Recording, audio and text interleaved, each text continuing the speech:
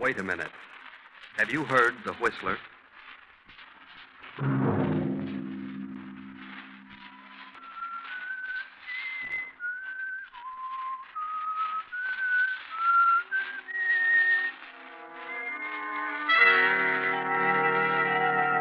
I'm the whistler. No. Don't come near me. I didn't plan to kill you, no. That was John Hendricks. He waited for a chance to sell his soul to the devil. Money is not enough, John. Money is not enough. We want you, John.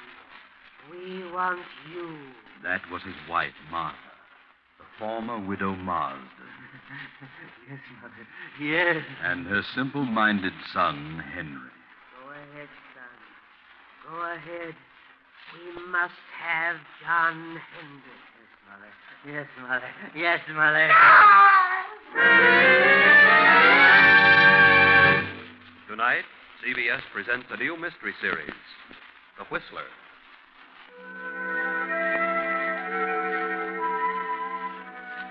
And I, the whistler, know many things, for I walk by night. I know many strange tales, many secrets hidden in the hearts of men and women who have stepped into the shadows. I know the nameless terrors of which they dare not speak. And so I tell you tonight the strange story of Retribution. Gaze up this muddy, rain-splattered road. A small, lonely stone building appears against the lightning-streaked sky. The dismal courthouse of a southern village. The village of Marsdenburg. It is nearly midnight. A trial is in progress. A murder trial. John Hendricks is on trial for his life. The state versus Hendricks. Killed his wife and stepson. He killed his wife and her simple-minded son, Henry, for the $10,000 in cash she kept in her big house on the outskirts of town. Open the door.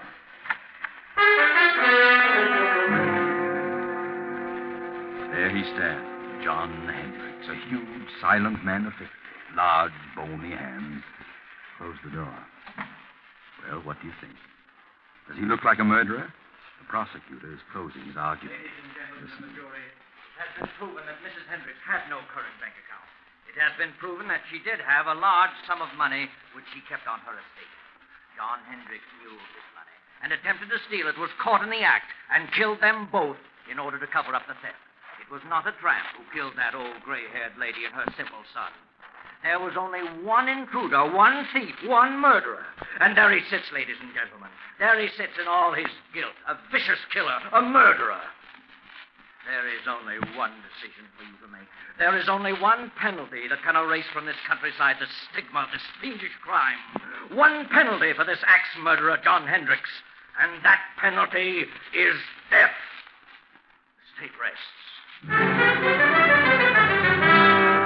Ladies and gentlemen of the jury, have you reached a verdict?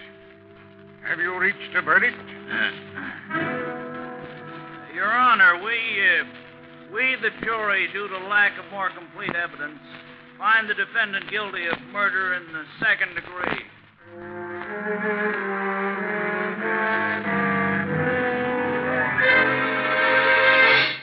Second degree. Cheated death. You'll get life. Surprised? Of course you are. But it had to be. Yes, it had to be. I know. John Hendricks, stand up. Yes, John, stand up. Face the court. Watch him now. He's on the speak. John Hendricks, I wish to state that I am not in accord with the findings of this jury. However, there's nothing for me to do but sentence you to the state penitentiary for the remainder of your natural life.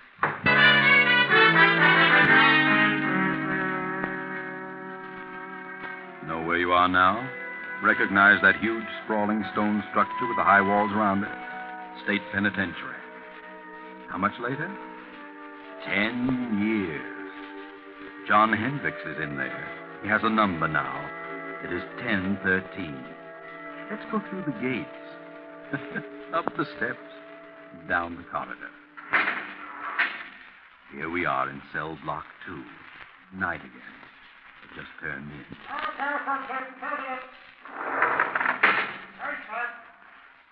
This has been going on for 10 years for John Hendricks, 1013, and his cellmate Bill, 1014.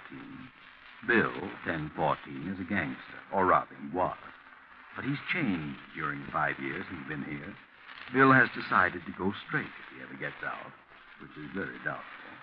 But he holds no resentment, has become more or less happy. Bill started reading here, philosophy and so forth. He's changed. But what about John Hendricks? Oh, no. Not Hendricks. Because he has a plan. He has a purpose. Move closer to the cell door and listen. All I got to say, Bill, is I think you're crazy enough to make the try with me. That's a matter of opinion, John. But it'll be simple. I got everything all set. It's all fixed. Not a chance of a slip-up. All fixed? Who with? Well, a friend of mine. Oh, I see. Crooked guard. No, he ain't a guard. Don't tell me you got it fixed with a warden. What difference does it make who it is so long as the whole thing is set and fixed? Well, you've got to have some help, inside or out. Oh, Hendricks, I think you're nuts. You're stir crazy. I'm getting out of this place. I got a reason, a good reason. I got something waiting for me outside, something I can enjoy, something that belongs to me. I'm the only one that knows where it is, and I'm going out. You're in here for a good long time, brother, and if you don't want to go with me, you can stay and rot. Look, Hendricks, I still think you're nuts. All right, what of it? I got the right dope, ain't I? And it'll work. Suppose it does.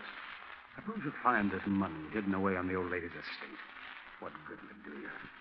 You killed her and her son to get it, didn't you? That's a lie. I didn't. Didn't kill anybody. I say you did. It ain't true, not a word of it. But I know where the money is. Okay, you can break out. You can have the money, but... Well, I've done a lot of reading and thinking since I've been here. Ah, you gone soft. Maybe so. But I know this much now. If I ever do get out, I'll do things a lot different. Believe me, Hendricks, I'll tread the straight and narrow. I've done a lot of things that I'm sure sorry for now. I can't undo them. But I won't do them again. No, sir, I'll do things different. Not the way I did them before. Ah, you just got religion, but it won't get you out. Maybe not, but I'm resigned. I got exactly what's coming to me. And believe me, Hendricks, so will you. So will you. If you break out, they'll have you back one way or another. You watch and see. Well, I'm going, so you watch and see. Watch and see.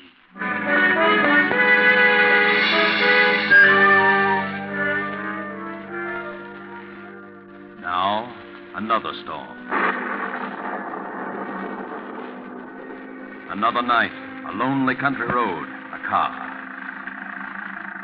We're in the south. That village we passed a few miles back, that silent, sleeping village, was Marsdenburg. Yes, Marsdenburg, remember? That small, lonely stone building was the courthouse. The courthouse where John Hendricks was tried and convicted. We're on the outskirts now, on a lonely road. A young man is driving the old car, and there's a girl beside him. Motor trouble? Well, there, just ahead, a light. Yes, it's a little crossroads store. Pull in. There's a light, but I don't see anybody. Oh, it's closed. We better drive on. I guess you're right. Good evening, folks. What's your trouble? We're having motor trouble. Oh, is it? What are you doing driving around on a night like this? On our way west. Mister, is there an inn or something around here where we can stay for the night? An inn? Yes, there's a place about 8 miles up the road. They'll probably put you up. There's a sign on the left-hand side of the road. Can't miss it. This road's pretty bad when it rains. Got to be careful or you'll find yourself walking. Thanks. We'll try. Good night. Good luck, mister. You'll need the luck.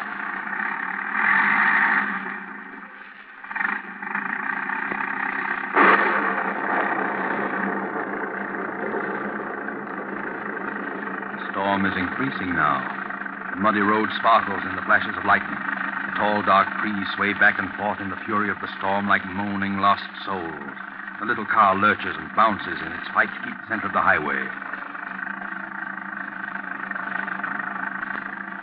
2 miles, 3 miles, 4, maybe 5, and look, there it is, straight ahead. On the right side of the road, a blue light.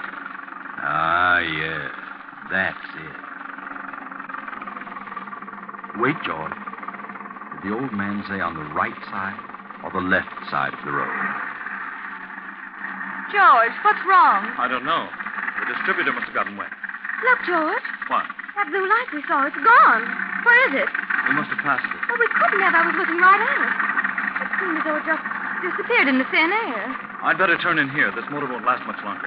Just so. I can't see a thing. No, Can you? it's certainly a desolate-looking place. There must be a house back in there. There it is. Look, there's a driveway. 20 feet ahead. Oh, yeah.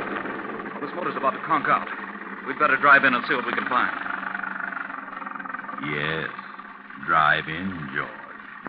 You'll find something. That's right. Through the gate. Make the curve. Hurry. There goes a motor. A little more. Now. Oh, we just made it. Thank heaven. Yes, that's right. Always thank heaven at a time like this. All right. Get out and go up on the porch. Now, let me help you. I'm all right. What do we do with the bags? We'll leave them here in the car till we find out if there's anyone here. Come on.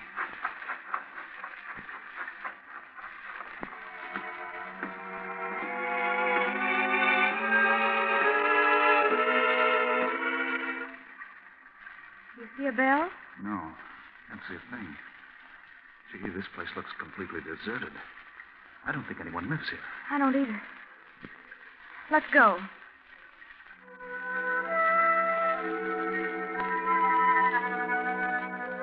You're listening to The Whistler. We pause momentarily for station identification. This is the Columbia Broadcasting System.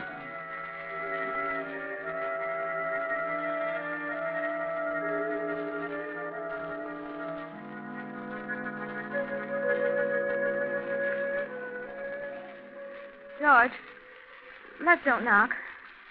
I don't like this place. Let's go on. How with a dead motor? Where could we go? I'll knock. Well, all right. Ah, that's right. Knock, George. Knock. Go ahead. Louder. Again. We've got to have shelter. Yes, we can't stay in that car any longer. Can we? No. Right not. Here it comes. Now you're on your own, George. On your own. There is someone. Yes? Oh. Good evening. What is it? Well, you see, our car... Yes, our car stalled. And we can't go any farther, and it's such a terrible night out that we thought we could stop here for the evening. Stop here. Why, yes, we saw your light and... Light? What light? Why, the little neon out in front. There is no light. Well, have you a room? Yes, there is a room. Well, could we come in? I mean, it's awfully wet out here. You may come in if you wish. Oh, thank you. Well, this is quite a relief. We were afraid you'd close up for the night, especially when all the lights were out. Are the lights out? Yes, you see. Huh? Of course the lights are out. Oh, I didn't know. You do take tourists. Do we? Oh, yes, that's what they told us. Who told you? Well, the old man at the little store back at the crossroads. Little store? Yes, at the crossroad about 5 miles back. You know where the crossroad is, don't you? There is no store at the crossroads. There isn't? No. I see. Look, madam, would you mind turning on the lights? I can't see a thing. We have no lights here. No light? Give me a flashlight, Jennifer. She means there's no electricity. No. There is no light here. Well, throw the flash around. There must be a lamp. No. Don't make a light. We see well in the dark. We? Who's we? Is there someone else in the house? My son. Oh, he's going to bed? No. He is standing beside you. Beside who? You. Son. Yes, Mother? Oh! Gee, give me that flashlight. Got it. You got it. Oh, yeah. How long have you been standing there, Bub? Since you came in. Is that so? Well, I didn't see you. You make a noise like a spook. Who are you? What is your name? George Kimball. This is my wife, Joan. We're on our way west with travelers. Travelers? So are we. What? Quiet, son. Quiet. No, let him talk. He's quiet enough. How long have you folks been living here? We lived here all our lives. Say, how about closing the door? Is the door open? Why, of course it's... What? George! Now, take it easy, Joan. Don't get excited. Now, look, madam, there's a candle on that table over there by the fireplace. Is there? Yes, and if you don't mind, I'm going to light it. Please don't. Oh, wait a minute. If you want us to stay here, we insist that we have some light. You want us to stay here, don't you? Do we? Do we, son? Yes, Mother. What are you looking at me for? Yes, Mother. Without light? Yes, Mother. George, let's go. I don't want to stay here tonight. This place doesn't look good to me. There has been no good here for many years. See what I mean, George? I don't get it. You don't seem to want us, yet your son does. How do you make any money that way? We don't make money. You don't? You mean you haven't had any guests lately? No, not for many years. Well, you can't expect any if you act like this. But we do expect it here. Don't we, son? Yes, Mother. Well, he certainly has a surprise coming. Yes, he has. How many rooms have you? There are many rooms, but only one. Only one? That doesn't make sense. What do you mean? Only one for guests. You mean only one equipped? Yes. Well, then if you've got it reserved for this guest you expect, what are we going to do? There is an inn farther along the road. They have rooms. They will take care of you. It will be best for us. Our distributor got wet, so our car won't run. Where is your car? Right there at the foot of the steps. I see no car. You don't? Why, it's standing right... Joan. George, where is it? It's gone. Holy smoke, it is gone. But where? How? I didn't hear a sound. It must have rolled ahead. Well, throw your light around. Not a sign of it. Say, what goes on here? Son, Yes, Mother. you move the car. Yes, Mother. I understand, son. I understand. Wait a minute. Your son moved it? How could he? The motor won't even run. And even if it would, we didn't hear a sound. No sound. How did you move it? I don't know. Oh, that's a fine thing. Here we are in a place where they don't want us and no way of leaving. Well, you've got us on your hands now. You'll have to make the best of it. No, George, no. We'll leave. Nonsense. This is all silly. Come on, let's have some light and cut out the monkey business. Wait, son. What have we decided? Yes, Mother. We decided yes. Very well. If you wish. If you wish, you may stay. Stay until... Until when? All night? Yes, Mother. If you wish. Oh, that's better. That's more like it. Now I'll light this candle. There we are. George, look. Well, look at the dust and the cobwebs. This place looks deserted, like an old cellar. Well, how about the room? Do we get it, or are the guests we're expecting? There is another room that will do, perhaps. Well, could we see it? Yes.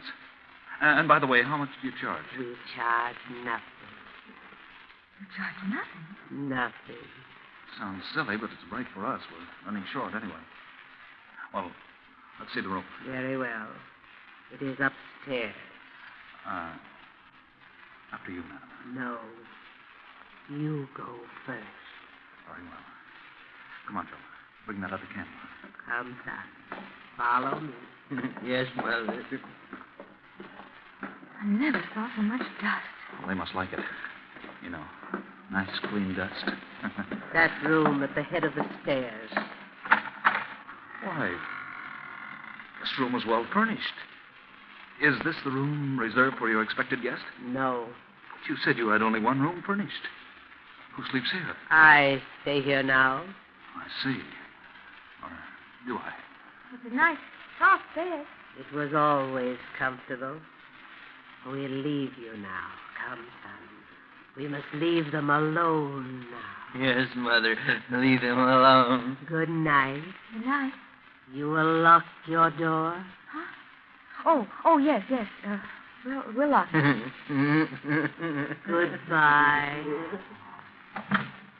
Say, did she say good night or goodbye? I don't know. I thought she said... She did say goodbye. Golly, what a screwy outfit. I wish we hadn't had car trouble. That's what we get for trying to drive in this storm. How much money have we left? Not much. Just enough to get to Los Angeles the way I figure. Once I get there, I know there'll be a job for me. We'll make it, don't worry. You'll see me in a nice job in Hollywood. I'm not worried about seeing you in Hollywood. No? No. I'm just worried about seeing you in the morning.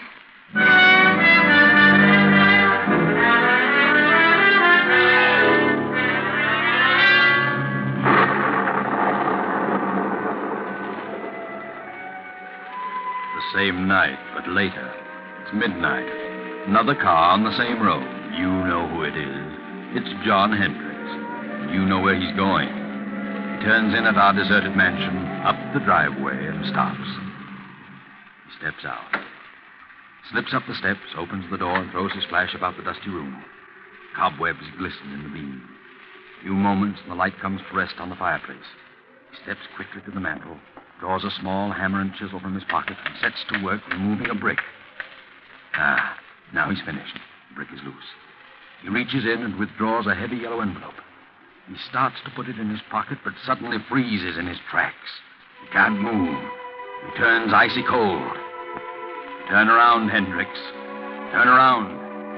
Look. At the foot of the stairs across the room stands a woman holding a candle, and beside her a grinning youth holding an axe.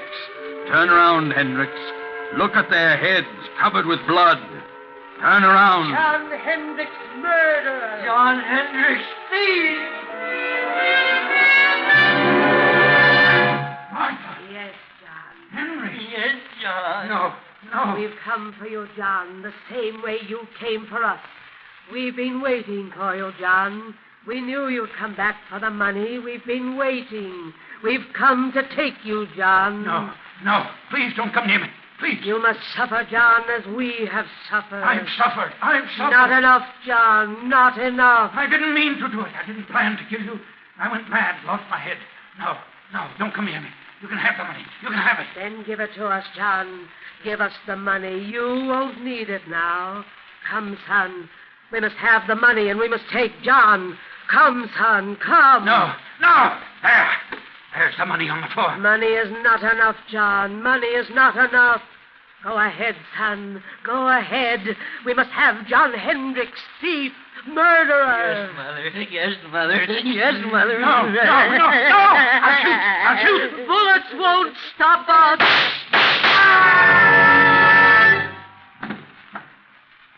Good Lord, George. What was that? I heard a scream. Downstairs. So did I. And shots. I'll open the door. It must have been downstairs. I don't see a thing. Here's your flashlight. Great Scott. Look. A man down there on the floor. Come on.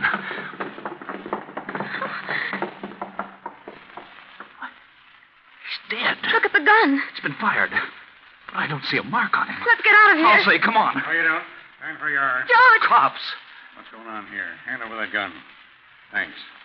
What are you doing here? Well, we're stopping here. That is, we're just leaving. I can see that. Know this man on the floor? Know him? Yes. Joan, what's the matter with you? No, we don't. Take We a don't look at know him, Frank. Yes, sir. What are you two doing here? Why, we're guests. Yes, we're both guests. Guests? Who's guests? Why, guests, lodgers, tourists, guests of the old lady. What old lady? The old lady that lives here, the old lady and her son. You'll have to cook up a better one than that. What do you mean? Drive here? Where's your car? The son took it. Son, old lady, what are you talking about? They live here. They said they owned this place. We had motor trouble, and they put us up for the night. What about him, Frank? Well, he isn't dead, breathing. Looks like he had a stroke or something. It's him, all right. John Hendricks. Take a look around. See if there's anyone else here. Yes, sir. What's your name? George Kimball. This is my wife. We're on our way to California. Do you know who this man is? Certainly. We've been on his trail. He's an escaped convict. This your gun? No, sir. Did he shoot at you? No, sir. You shoot at him? This gun's been fired, and we heard shots as we turned in the driveway. Not a sight of anyone, sir. Nothing but dust and cobwebs. Look, Campbell, you said there was an old lady and her son here. Sure. They were here all evening. They're not here now. Well, they let us in and showed us to our room. They certainly were here. What did the old lady look like? Well, she had gray hair, wore a house dress and an apron. What did the boy look like? He was a big kid, about 20.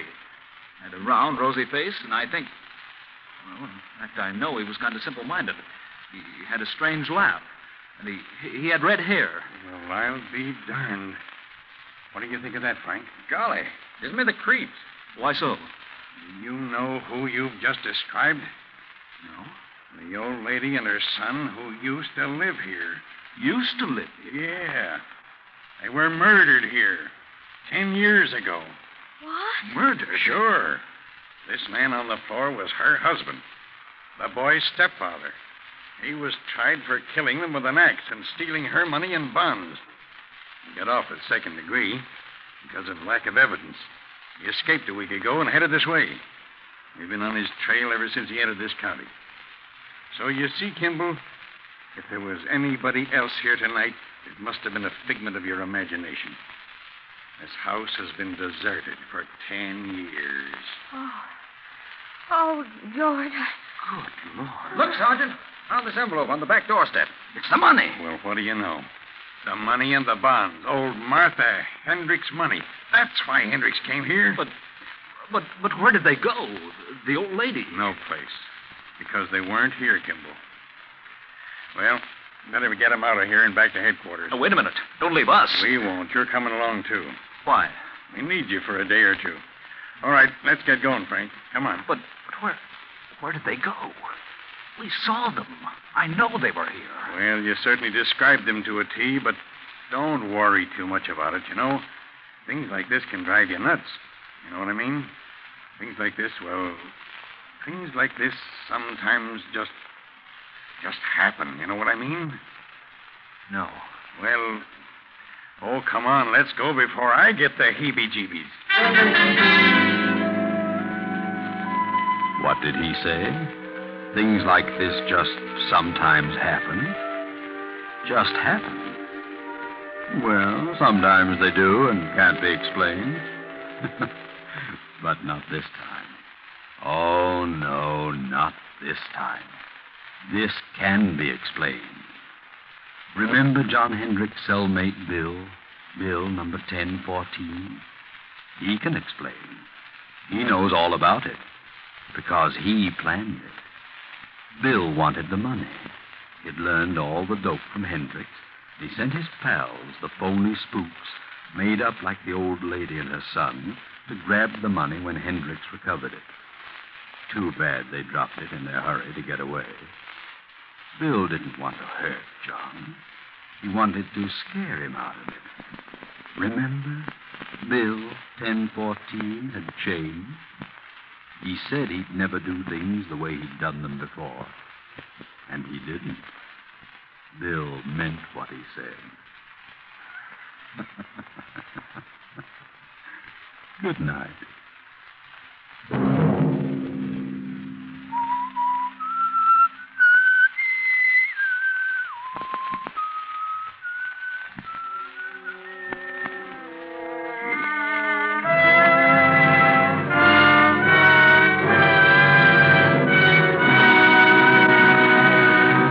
If this came upon you unaware and you listened, we've served our purpose.